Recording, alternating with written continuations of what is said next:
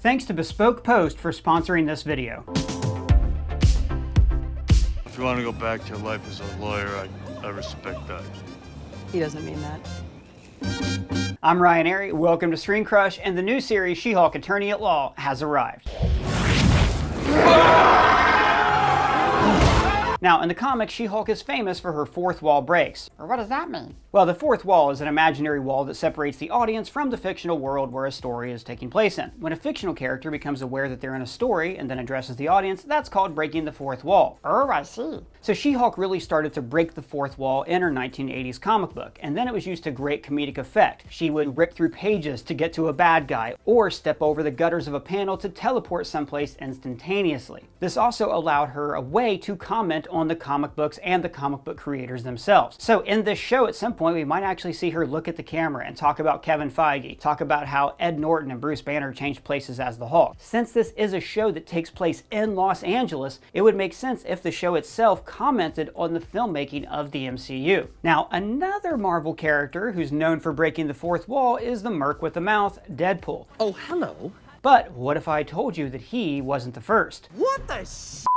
That's right, She-Hulk was breaking the fourth wall way before the character of Deadpool was even created. Now, had you asked me a few years ago if the MCU She-Hulk would break the fourth wall, I would have said probably not, with the MCU being a realistic, interconnected universe that's been going on for over 10 years now. Having a character all of a sudden reference the fact that they're in a movie or a TV show would seem very out of place. In fact, when it was confirmed that Deadpool was joining the MCU, we speculated that other characters would just view his fourth wall breaking as a symptom of his insanity. You know I can hear you. Wasn't talking to you.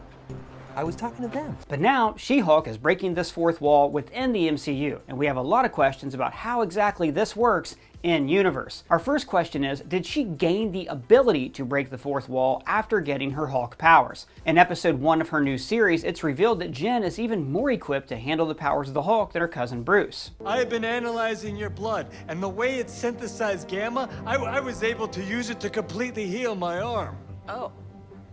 Because I'm better than you? It's just basically different. So maybe she's accessed a power that Bruce never could. The power of interdimensional awareness. The power to see us, the audience. He became aware of another. He became aware of the... I see you. So in this scene, when Jen breaks the fourth wall, He doesn't mean that. Hulk seems to slyly overhear Jen talking to the audience, and when that happens, Jen seems a little surprised that he heard her. Maybe the reason Hulk was able to slightly hear her is because he's a Hulk. And while he doesn't have the fourth wall breaking ability fully unlocked like Jen does, he's still more in tune than your average person. I mean, think what this interdimensional awareness power could mean. It would mean that we, the viewer, take place in the multiverse somewhere of the MCU. After all, if the multiverse is infinite, then it makes sense that there would be a universe just like ours, watching characters just like the MCU characters that we currently see on the screen. In a way, this is putting the viewer in the movies, and we, the viewer in the movies from this other dimension, are the people that Jen is talking to. But isn't fourth wall breaking just a form of storytelling, not necessarily part of a story's canon? Well, that's a good point, and actually brings us into our second question. Could She-Hulk's breaking of the fourth wall just be a storytelling device, meaning that this isn't actually happening in the MCU's canon? Which would mean that all these moments where She-Hulk is stopping to talk to us, the viewer, those moments aren't actually happening. They're just a comedic representation of Jen's inner monologue. I'm not proud of this. Now, one thing I always try to remember is, wait, hold on just a second. Hey person, what are you doing? I am making myself an iced coffee, Doug. But why are you adding water in it?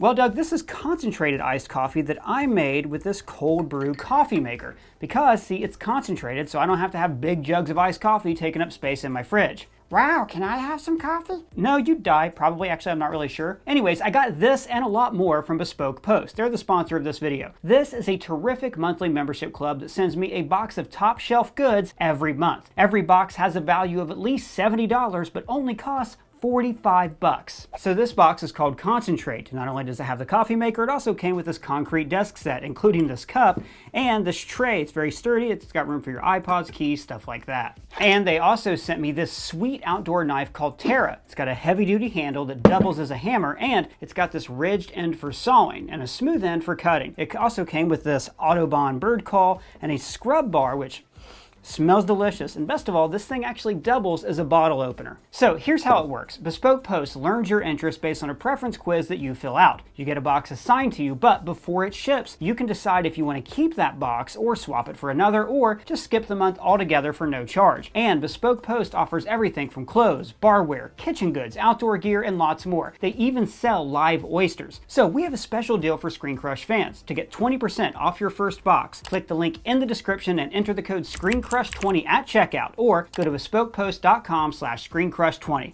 Now back to what I was talking about. For decades, fourth wall breaking has been used in books, plays, television, and film to help the story at hand. When we see characters address the audience, we understand that it's not actually part of the story. It's merely a tool used to help the audience better understand the motives of the characters that they're following. Take Frank Underwood from House of Cards, for example. Jeez, out of all the examples you could have picked. I know, but look, it's a really good example. House of Cards is about Frank Underwood, a character who lies, cheats, and kills his way to the presidency. Office of President of the United States. The office of Yes, here we go again. In the canon of the House of Cards universe, the character of Frank Underwood doesn't possess some kind of superpower making him aware of another dimension. Frank Underwood doesn't actually think he's on Netflix and being watched by an audience. Him breaking the fourth wall is merely a fun and creative way to make the audience feel even more involved with the story, and to make the viewer aware of his inner thoughts and motives. This could be Marvel's intentions with having She-Hulk break the fourth wall, but in a show that is connected to a universe of other shows and movies that don't break the fourth wall, things start to get complicated. I mean, what the hell is going on? Since she breaks the fourth wall in her series, does that mean that she'll break it in other shows and movies? In Avengers: The Kang Dynasty, when she's helping the Avengers take on Kang the Conqueror, will she stop mid-battle to address the audience? Like we said before, when Deadpool does it, it can be written off in canon as him being crazy. But Jennifer Walters' She-Hulk is a sane, serious person. So if she starts looking into the camera to comment on events taking place, it'd really just feel out of place. I mean, what the hell is going on? I mean, when she inevitably cameos in Daredevil Born Again, breaking the fourth wall won't fit into the tone of that show. But a good way to get around this would be to keep it more subtle. Save the more over-the-top fourth wall breaks for her own series. And then, when she's in other movies and shows, she doesn't break the fourth wall as much. And on occasion, when she does, it's very vague, a blink and you'll miss it kind of thing. Don't blink. Imagine a scenario where Jen and Matt Murdock are on opposite sides of a court case. When Matt is making his argument to the jury, we see the camera cut to Jen taking notes and prepping for her response. And for a brief moment, we can see her glance up at the camera and make eye contact with the viewer. She smirks or winks and then looks right back down at her notepad. A literal wink and nod. I think this would be a fun way to incorporate this ability of hers into other properties without overdoing it. So we've seen the fourth wall broken in the MCU before, but later it's explained in universe. We've heard Thor and Tony Stark narrate, but then later we find out it's them talking to another character. Cuts the weight of it in half, you know, it's like a snake swallowing its own tail. Everything comes full circle. And the fact that you've been able to help me process. Or take WandaVision, for example. The episode that's inspired by mockumentary-style sitcoms like Modern Family shows characters talking directly to the camera. Look, we've all been there, right? Letting our fear and anger get the best of us. Intentionally expanding the borders of the false world we created. But in that example, we understand that Wanda's mental state isn't the best, and that within her Hex world, she has created a scenario where she is living out her life based on sitcoms that she's watched over the years. So when Wanda, Vision, and Darcy and all the others talk directly to the camera in that episode, it's merely Wanda's Hex making them behave as if they're on a mockumentary-style TV show. It's also later revealed that it was Agatha all along, and that she was actually the cameraman asking Wanda questions. Speaking of Wanda, we did see her look directly into the camera in Multiverse of Madness, but personally, I felt like that was just a creative choice made by Sam Raimi to send a bit of a shiver down the audience's spines. Oh, hell no! But what if it was more than that? What if the very fabric of the universe is breaking? Following 2 Infinity Gauntlet snaps and Wanda now dreamwalking between universes, which we know causes incursions. An incursion occurs when the boundary between 2 universes erodes, destroying one or both entirely. Confess that you had been dreamwalking, and in your words, things had gotten out of hand, had caused the annihilation of another universe. We could learn that the fourth wall that separates us, the audience, from the world of the MCU is crumbling before our very eyes. Now, another possibility for She-Hulk's fourth wall breaking could be that, like Deadpool, she's going insane. Maybe all that gamma radiation has begun to affect her mind and has her believing that she's in a TV show. Now, I think this is the least likely scenario to explain Jen's fourth wall breaking. I really don't see the MCU having a story arc where she's discussing with the psychiatrist that she thinks she's in a TV show. It just doesn't fit her character. So the explanation will likely either be option A, it's a newly acquired superpower, or more likely option B, it's just a fun, non-canon storytelling tool used to better understand her character. And of course, amongst all the craziness we hope to take place in Avengers Secret Wars, I'd love to see She-Hulk and Deadpool share a fourth wall breaking moment. That's like 16 walls. Imagine Deadpool ranting and raving at a team meeting about how to defeat Kang, and he says that the plan they've come up with sucks. He's yelling about how the plan is a typical superhero third act and that it's going to result in a massive cliffhanger. All the other superheroes dismiss his insanity and Colossus apologizes for Deadpool's outburst. Deadpool. But then we see She-Hulk lean over to Deadpool and say, "This is going to be Infinity War all over again." To which Deadpool replies, "Finally, someone who understands me." Now, you need to know that Jennifer breaking the fourth wall is not something that the creators took lightly. Showrunner Jessica Gao said that they put a lot of thought into this. She also mentions the show Fleabag as an inspiration. Now, a few days ago, New Rockstars put out a video which addressed this same fourth wall question. We didn't copy New Rockstars. We make these videos several days in advance when we can. It's just a coincidence that we made similar videos. Right. But in that video, Eric Voss pointed out that in Season 2, the priest that Fleabag is talking to can actually hear her talking to the camera. Oh, and very light spoilers for the show Fleabag. I'm not going to give anything major away. It's a great show. You should watch it. He's been annoying, actually. What is that? What? Nothing! Tell me, come on, tell me. Nothing! Nothing! But Eric didn't go into why this is important. The character of Fleabag has pretty much decided who she is, that she is a worthless human being. But the priest disrupts her view of herself. She's fallen in love with him, and he makes her actually start to like herself a little. So he disrupts this self-imposed narrative that she is a bad person. In the same way, Jen had a self-imposed narrative about herself. And now, being She-Hulk has totally changed her worldview. But she's refusing to acknowledge this to the outside world. Instead, she is acknowledging this to herself through her inner monologue, which we can hear. Now, when we talk to ourselves, this is a manifestation of what's called the bicameral mind. Essentially, when we are able to recognize our own consciousness. Like Dolores in Westworld. Yes, that is right. So even though Jen doesn't Hulk out and have a separate persona... Why are you talking to me like I'm a stray horse? Jen? Yeah?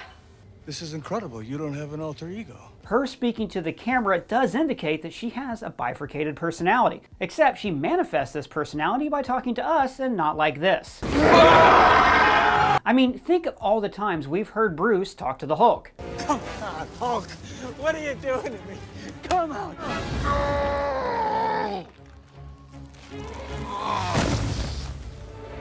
What do you mean, no? Well, instead of Jen talking to her Hulk, she talks to us. Now, back to Fleabag. Creator Phoebe Waller-Bridge has actually said that when her character talks to the camera, she is speaking to God, which also connects to our bicameral mind theory.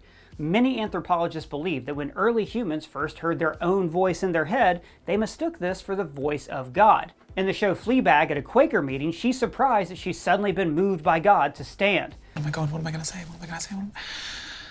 So, in this scene, the priest can hear her talking because she is talking to God. But what's that got to do with the MCU? That has everything to do with the MCU, because this universe is ruled by, well, really one of two gods. The first god, the author of the sacred timeline, who has written everything that people will say. First it was He Who Remains, now it might be Kang.